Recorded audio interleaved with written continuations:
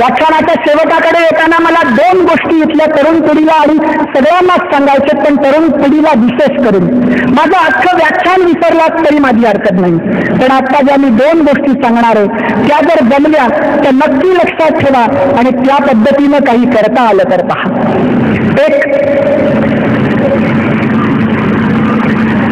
आयुष्यात एकदा तरी राजांचा राजधानीचा रायगड आयुष्यात एकदा तरी पाहावा, त्या भावनेनं पाहावा, त्या दृष्टीनं पाहावा. पर्यटन स्थळ म्हणून रायगडावर जाऊ नका, याचा अर्थ महाबळेश्वरला जाऊ नका असा नाही. माझं तर म्हणणं आहे, सुरुवातीला लग्न झाल्यानंतर प्राजक्ताच्या फुलाप्रमाणे दरवळणाऱ्या सुरुवातीच्या सुगंधी रात्री महाबळेश्वरच्या मिठीत जरूर घालवाव्यात, पण पुढे मुलं बाळ झाल्यानंतर त्यांना पहिल्यांदा घेऊन रायगड दाखवावा आणि रायगडावर येऊन त्यांना हे सांगावं की हीच ती जागा ज्या ठिकाणी कुतुबशाही, आदिलशाही आणि मोगलशाही यांच्या छाताडावर पाय देऊन 32 मन सोन्याचं मराठेशाहीचं सिंहासन सजलं होतं. ती हीच जागा, हीच ती जागा ज्या ठिकाणी क्षत्रिय कुलावतन राजाधिराज प्रौढ प्रताप पुरंदर सिंहासनाधीश्वर राजा शिवछत्रपतीची जय अशी आरोळी उठली होती आणि ज्या आरोळीनं रायगड तर मोहरून निघाला होताच, पण दूर तिकडे 37 सख्या नातलगांच्या रक्तानं माखलेलं औरंगजेबाचं सिंहासन थरारलं होतं आणि त्याच वेळेस महाराष्ट्रातल्या झोपडीतल्या गरीब मायला असं वाटत होतं की जिजाऊचं लेकरू नाही तर आपलं लेकरू राजा होत आहे. हीच ती मराठ्यांच्या अस्मितेची जागा आहे की ज्या ठिकाणी मराठी माणसाला जगातली सगळी धनदौलत फिटी वाटावी, जगातली सगळी धनदौलत कवडी मोल वाटावी. एक कवी कवितेत म्हणतो, रायगडावर खडे पसरले शिवरायांच्या पायी, हीच आम्हाला हिरे माणके दुसरी दौलत नाही. या खऱ्या दौलतीचा साक्षात्कार बापानं मुलाला रायगडावर करून द्यावा. मग चमत्कार बघा. शेती, वाडी, जमीन, जुमला, बंगला, गाडी, नोकर चाकर यासाठी मग आपापसात भांडणारी किंवा आई बोलली, वडील रागावले, परीक्षेत मार्क कमी पडले म्हणून आत्महत्या करून स्वतःचा स्वस्तात जीव गमावणाऱ्या पोरांपेक्षा वेळ आलीच का देव, देश आणि धर्म यासाठी जिंदगी न्यौछावर करून देणारी पिढी तयार होईल. कितीतरी देशाचा आधारस्तंभ असेल. ज्या रायगडाबद्दल इंग्रज वकील निकलसन असं म्हटलं होतं की रायगडावर जर भरपूर अन्न असेल तर अपुऱ्या शिबंदीविषयी सुद्धा हा रायगड अख्ख्या जगाविरुद्ध लढेल. एवढी ताकद त्या रायगडाच्या मातीत आहे. फक्त प्रश्न एवढाच आहे की आम्ही त्या भावनेनं जातो का, आम्ही त्या श्रद्धेनं जातो का. कर्टिसोसला राजांचा वारसा सांगणारी ही कार्टी गडावर डर्टी मनानं जाऊन पार्टी बनवतील तर त्यांची घरटी सुरक्षित राहतील का, हा महत्वाचा प्रश्न आहे. जो रायगड जगाच्या विरुद्ध लढण्यासाठी समर्थ आहे तोच रायगड जेव्हा 31 डिसेंबरला स्वतःचा तोल सांभाळण्यास देखील असमर्थ असलेल्या राजांच्या वारसदारांना पाहतो, त्यावेळेस त्या रायगडाला काय वाटत असेल.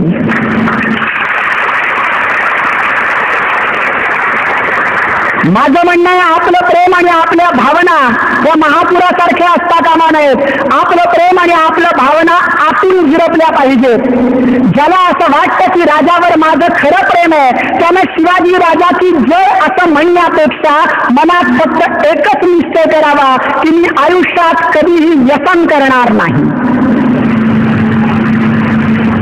व्यसनाधीनता सोडवण्यासाठी जो भोंदूगिरीचा बाजार केला जातो त्या पाठीमागे वेगळं काही नसतं. काहीतरी अंगाला दिला, व्यसन सुटलं का, आपल्याला वाटतं आता व्यसन सुटेल. मला म्हणायचं, राजाचा एवढा मोठा इतिहास ही मानसिकता का निर्माण करू शकत नाही. मनानं जर असा विचार केला, अरे ज्या राजावर माझं प्रेम आहे, प्रत्येक मराठी माणसाला राजावर प्रेम आहे, फक्त आपल्या मनाला असं वळवायचं की ज्या राजावर माझं प्रेम आहे तो राजा जर त्या बेधुंदीत आणि मद्याच्या नशेत त्या काळात राहिला असता तर माझा महाराष्ट्र सुरक्षित राहिला असता का. राजावर जर माझं खरं प्रेम असेल तर आजपासून मी व्यसन करणार नाही. व्यसन करत नसेल तर मी निश्चय करणार आहे की आयुष्यात कधीच व्यसनाच्या वाटेला जाणार नाही. देखणे ते हात जयांना निर्मितीचे डोहळे, सुंदराने गंधलेले मंगलाचे सोहळे, आणि असे मंगलाचे सोहळे निर्माण करण्यासाठी माझे हात झटतील, कारण मी राजांचा वारसदार आहे. केवळ फक्त शिवाजी महाराज की जय म्हणून माझी जबाबदारी संपत नाही. शिवाजी महाराजांच्या प्रतिमेला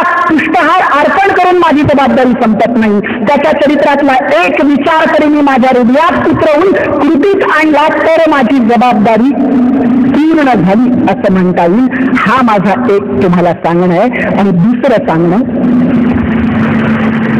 आपण एखादा व्यवसाय सुरू करतो, तुम्ही राजकारणात असाल, समाजकारणात असाल, शैक्षणिक क्षेत्रात असाल, सांस्कृतिक क्षेत्रात असाल, एखादी गोष्ट तरुणपणात तुम्ही मोठ्या उमेदीनं करत जाता, एक पाऊल टाकता, तुम्हाला यश मिळत जातं, समाजाचा पाठिंबा मिळतो, आणि आता तुम्ही अशा टोकावर येता की एक पाय ठेवला की तुम्ही यशाच्या सर्वोच्च शिखरावर असाल, पण त्याच वेळेस नियती दगा देते आणि तुमचं अख्खं यश सत्याचा बंगला कोसळावा त्याप्रमाणे कोसळतं, थोडीच मिळतं.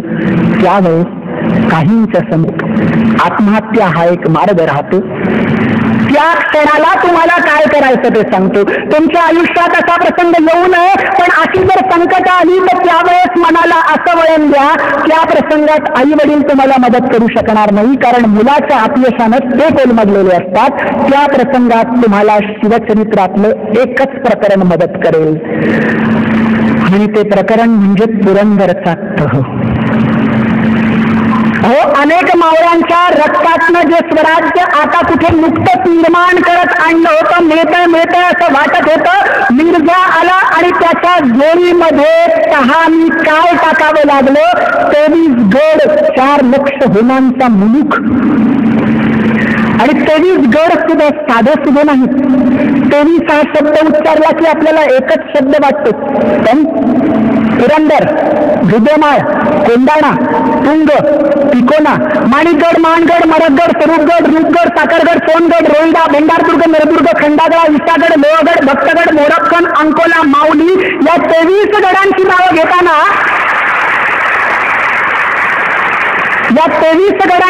घेताना मला दम लागला, पण राजांनी ते एका दमात मिळवले होते आणि मिर्झाच्या झोळीत टाकले.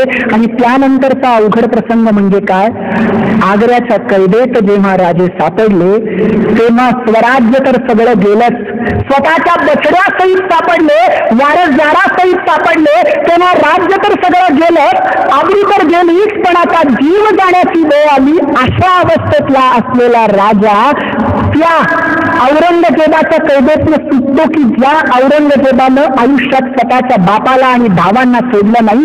5000 सैन्य बाजूला आहे, तोफा रोखलेल्या आहेत, आणि असं असताना 500 कोस दूर आहे स्वतःच्या राज्यापासून. आणि अशा अवस्थेतनं बुद्धिमत्तेतनं राजा बाहेर पडतो. आणि कोणती बुद्धिमत्ता हो, तो फुलाद खानचे नंतर वाक्य राजा पळून गेल्यानंतर औरंगजेबाला सांगतो, हुजूर माझी काही चुकी नाही. राजा कोठडीत होता, वरचेवर पाहत असता राजा अचानक गायब झाला. जमिनीत दिसला, हवेत गेला की आकाशात गेला हे न कळे, काय हुन्नर झाला माहीत नाही, पण देखता देखता नाहीसा झाला. तो राजा की जो त्या अवस्थेला होता त्या अवस्थेतनं तो बाहेर पडलाय. आणि त्यानंतर 300 साड्या. विजयनगर सारखी साम्राज्य सामान्य धक्क्यानं धुळीस मिळाली हा इतिहास असताना पुरंदरच्या तहानं धुळीस मिळालेलं राज्य त्याच धुळीतून उठून त्याला सुवर्णकलश राजानं दिला. ही किती मोठी प्रेरणा आहे. यापेक्षा वेगळी प्रेरणा जगातली कोणती असू शकेल. आपल्या आयुष्यात आलेल्या कुठल्याही संकटाला या राजांच्या संकटासमोर धरावं आणि तुलना करावी की राजांच्या आयुष्यातलं हे संकट आणि माझ्या आयुष्यातलं हे संकट, आपलं संकट किती फिटं वाटायला लागेल आणि जगण्याची एक प्रेरणा मिळेल. ती प्रेरणा त्या प्रसंगातून तुम्ही घ्यावी अशी मी तुम्हाला हात जोडून विनंती करतो. आणि शेवटचा फक्त एकच प्रसंग सांगणार आहे आणि थांबणार आहे. राजाचा इतिहास 1680 संपत नाही. 1680 राजाच्या मृत्यूनंतर राजाचा इतिहास संपत नाही. राजाचा इतिहास खरा चालू होतो 1680 नंतरच. राजांचे खाजगी सचिव काझी हैदर राजांच्या मृत्यूनंतर औरंगजेबाला जाऊन मिळतात. औरंगजेबाची अवस्था अशी आहे की तो 3 लाख घोडदळ 4 लाख पायदळ प्रचंड तोफखाना घेऊन दख्खनेत उतरलाय. अपेक्षा काय होती की शिवाच्या मृत्यूनंतर आता दख्खन मी ताब्यात घेईल, पण त्याला कळतं की दख्खन ताब्यात येत नाही, मराठेशाही ताब्यात येत नाही. जातो कुतुबशाही नष्ट करतो, विजापूरची आदिलशाही नष्ट करतो, परत मराठ्यांवर चालायला येतो. त्याला असं वाटतं की संभाच्या मृत्यूनंतर ताब्यात येईल, पण संभाजीराजांच्या मृत्यूनंतरही त्याच्या ताब्यात मराठी राज्य येत नाही. तेव्हा तो काझी हैदरांना औरंगजेब विचारतोय छावणीत असताना, काझी मला एक स्पष्ट सांगा, मला असं वाटलं होतं शिवाच्या मृत्यूनंतर मराठीशाही जिंकेल, निदान संभाच्या मृत्यूनंतर तरी मराठीशाही जिंकेल असं वाटलं होतं, पण मला आश्चर्य वाटतं राजा नाही, राज्य नाही, राजधानी नाही, तोफखाना नाही, सैन्य नाही, तरी हे मराठी लढतातच कसे? एखादा कुणीतरी सरदार येतो, माझ्या छावणीवरचा सोन्याचा कळस कापून नेतो, पावसाळ्याच्या तोंडावर कुठल्या तरी एखादा गड ताब्यात मिळतो आणि पुन्हा पावसाळा संपला की तो गड मराठी ताब्यात घेतात. हे काय चाललंय? माझ्या हयातीत तरी मी मराठी राज्य जिंकू शकणार आहे की नाही? तेव्हा काझी हैदर उत्तर देतात, गुस्ताखी माफ हो, पण मराठी मुलखात, मराठी मातीत, मराठी राज्यात शिवाजी महाराजांना इथली जनता परमेश्वरी अवतार मानते. राजाचं जनतेवर पुत्रवत प्रेम होतं आणि जनतेचंही राजावर तसंच प्रेम होतं.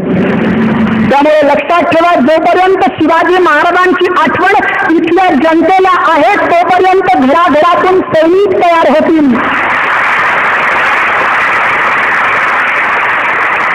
आणि तोपर्यंत तुम्हाला मराठी राज्य जिंकता येणं अशक्यच नाही तर अवघड आहे. आणि काझी हैदरनं दिलेलं उत्तर तंतोतंत खरं ठरलं. 20 फेब्रुवारी 1707 89 वर्ष जगलेला, 25 वर्ष दख्खनेत राहिलेला, की ज्यानं मनात उर्मी बाळगली होती मराठेशाही चिरवून टाकील, त्या औरंगजेबाची कबर याच मातीत खणावी लागते, पण त्याला मराठी राज्य जिंकता येत नाही. म्हणून म्हटलं राजाचा खरा इतिहास चालू होतो तो 1680 नंतर. 1680 नंतर 25 वर्ष जे मराठ्यांचं स्वातंत्र्य युद्ध म्हणून लढलं गेलं, ते युद्ध कोण लढत होतं? लढत होतं शिवाजीची प्रेरणा लढत होती. 25 वर्ष शिवाजीची प्रेरणा लढत होती आणि आज 350-350 वर्ष उलटून गेले, तरी सुद्धा तीच प्रेरणा जीवनाला धार देईल, जीवनाला तत्वज्ञान देईल, जीवनाला धैर्य देईल, स्वाभिमान देईल, अभिमान देईल आणि संकटांच्या विरोधी लढण्याची ताकद देईल. तीच प्रेरणा देत राहील पुढच्या लाखो पिढ्यांसाठी. शेवटी एकच सांगतो, शिवरायांचे 8वावे रूप, शिवरायांचा 8वावा प्रताप, शिवरायांचा 8वावा साक्षेत भूमंडळी, शिवरायांचे कैसे बोलणे, शिवरायांचे कैसे चालणे, शिवरायांचे सलगी देणे कैसी असे. मगाशी राजेंद्र दादांबरोबर बोलतानाही त्यांनी एक सांगितलं की राजांवर आपल्याकडे पुस्तकं नाही आहेत, फार कमी पुस्तकं लिहिली गेली. राजा जितका मोठा होता त्या मानानं पुस्तकांची संख्या कमी आहे. माझाही एक पुस्तक लिहिण्याचा विचार आहे. माझा फोन नंबर मी तुमच्याकडे अशासाठी देऊन ठेवणार आहे की राजाचं आयुष्यात इतकं आहे की राजाच्या आयुष्यात अनेक गोष्टी आहेत की ज्या अजून इतिहासाला समोर आल्या नसतील. कोणाच्या घरी पूर्वज वंशांकडनं असलेली काही कागदपत्र असतील, त्यांच्याकडे काही पुरावे असतील, तर त्यासाठी तुमच्याशी संवाद साधता यावा. माझ्या भाषणात काही त्रुटी असतील, माझ्या ज्ञानात काही त्रुटी असतील, मी काही अपुरा पडलो असेल, काही गोष्टी तुम्हाला आवडल्या असतील. व्याख्यानानंतर मला सगळ्यांशीच बोलता येणार नाही, पण मोबाईलवर मला राजांबद्दल जर तुम्ही बोललात तर मलाही आनंद होईल आणि मला तुमच्यासाठी वेळ देतोय असं कधीच वाटणार नाही. मी माझ्यासाठी वेळ देतोय असंच मला वाटेल. कारण असं म्हणतात, 1 रुपया मी जर तुम्हाला दिला आणि तुम्ही मला दिलात तर दोघांकडेही 1-1 रुपयाच राहील. पण एक विचार मी तुम्हाला दिला, तुम्ही एक विचार मला दिलात तर 2-2 विचार आपल्या दोघांकडेही होतील. आणि म्हणून फक्त माझा नंबर देतोय. माझा नंबर आहे 9822 650 280. 9822 चा आयडियाचाच आहे. 9822 650 280. धन्यवाद.